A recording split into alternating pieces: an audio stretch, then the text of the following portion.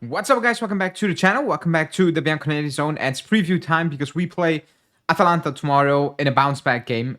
We need to win after Genoa. In a nutshell, it wasn't a good performance. We didn't win. We dropped points. Controversy, but without the controversy, we didn't play a good game. Let's say there was no controversy. We didn't have anything really on the day to beat Verona to it, and a pen can always happen, right or wrong. So we need to bounce back, and that could be with some changes in the lineup because Tudor might shock everyone by playing Cabal and not Cambiaso.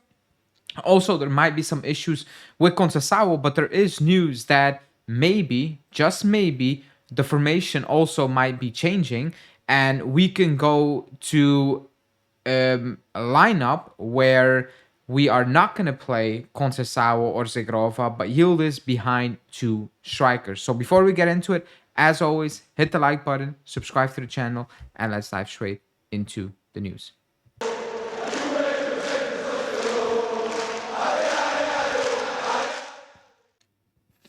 Okay, so against Genoa, it wasn't good. It was very disappointing the way we approached the game. I think in the intentions we had and the way we kind of lost grip of the game completely. No matter what it was. Was it the referee or whatever? We just lost total control when we had total control in our own way on the game. So I think as a fan base, we're just looking at a solid performance where we can go into that game and come out of that game with some game confidence. Obviously the points, but also be like, okay, we struggle against Atalanta at home, away lately. And now they change codes. Yes, they're scoring quite some goals lately, but you make a statement at home. You also, like, on the season, make sure that the home games become very tough for opponents. Build that fortress again where teams are a bit scared to come to the Allianz Stadium, even if it's because we play on the break, whatever, just strike some fear in those teams. And you're not going to strike fear in those teams if you concede, like against Inter or against Dortmund, because that will give any team just the confidence to come to the stadium and just play their chances, and give it a go. And maybe, by luck or by hook or crook, they will get into it and they will get into a rhythm and they start scoring goals. And we are facing another crazy game where we need to do crazy stuff. Now, the news is that Cabal might be starting, which will come to a shock because, again, he played against Inter, came out of the blue, and then he disappeared again. And now he would start over Cambiaso. And this is not about, man, are you going to bench Cambiaso? Because Cambiaso has not been playing well since that, Inter comeback. I think he started the season off decent, but second part of the season was a disaster for him. And now he looks, I don't know, I don't want to say like disinterested. It doesn't look in it, It's not like his heart is in it and he really wants to go for it. So it wouldn't be a shock, if Cambiaso would be benched. It would be a shock if Cabal out of the blue would be in that midfield. But Tudor likes Cabal. He likes Cabal. The issue is, well, he's not fit right now. So that would be a gamble, but also a potential strong statement towards Cambiaso, where it's like, I might be playing a player who's not playing for over a year right now, maybe not 100% fit, but I'm going to take that risk because you're not giving me what, you need to give me. So that's one of those things.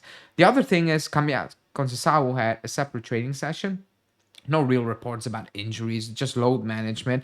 But it comes into play when it comes to the reporting, where it was like Conceição is an important player for Tudor, or he views him as an important player. However, he might try new things out. And the new things might be starting Yildiz, and in front of Yildiz, play Openda and Jonathan David. That will be, I won't call it like a complete, shock or like change, whatever, but that will be something new. That will mean you will be playing with two strikers up top, and Yildiz, well, you're giving Yildiz a very tough task, in my opinion, because he's going to need to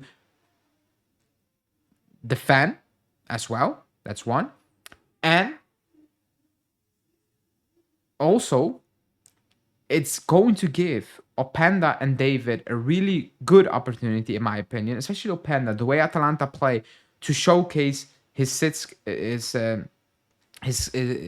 set, to the best potential he will get in the next couple of days, you know, in my opinion. Because right now, we are in a situation where there are a lot of doubts about Openda and Jonathan David, and it's very early. But you know, it's not doubts about other performances were not good enough because like time to adapt, late signings, whatever. But more about the profile of players they are and the way we want to play, the way opponents set up against us. So this will be a very good opportunity to see. Well, Openda, can you get in behind that Atalanta backline? Can you do some damage? Jonathan David, can you link up play? Can you hold up the play? Can you be the finisher in the box? We think you might be. All those things. And for Yildiz, it will be like, oh, you are playing that number 10. It's going to be different, but it's more in towards the inside, which I think a lot of people say that will be better for him because he will be more dangerous than, you know, trying to, you know, beat his opponent on the outside or try to beat his opponent on the outside consistently. So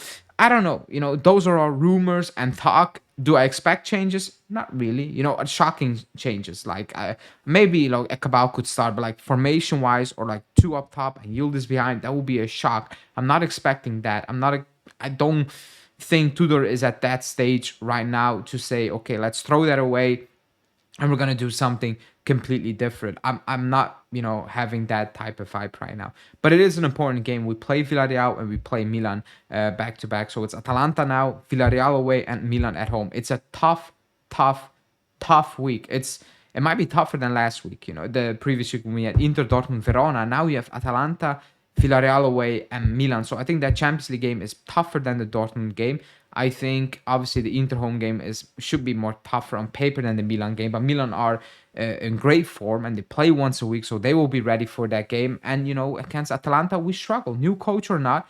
We struggle against Atalanta the last couple of seasons, so we need to, you know, have an answer on that as well. So yeah, I mean, just win, clean win, show that you can, you know, be balanced, show that you can be in control of, you know, moments and etc. And just bring home the 3 points. We need those 3 points. We need to have a good feel factor again, you know, where it's like, okay, the Verona one was a blip, whatever, but we are improving to go to Villarreal and play a serious game in a very, very tough stadium against a very tough opponent, you know. So my prediction is going to be, because Atalanta scored a lot of goals, I'm going to go 2-1.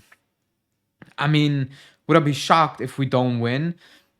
Maybe not, because we've not been playing well, you know, over 90 minutes. But I do expect that we win that game in some way, you know. And I just need, you know, like I said, a clear, clean, solid performance, so we can all, you know, calm down for a bit and work towards that Villarreal game. But in the comment sections, let me know what you expect of the game, score prediction, anything you have to say. Subscribe to the channel, like the video, and I will speak to you guys tomorrow post game as usual. Ciao.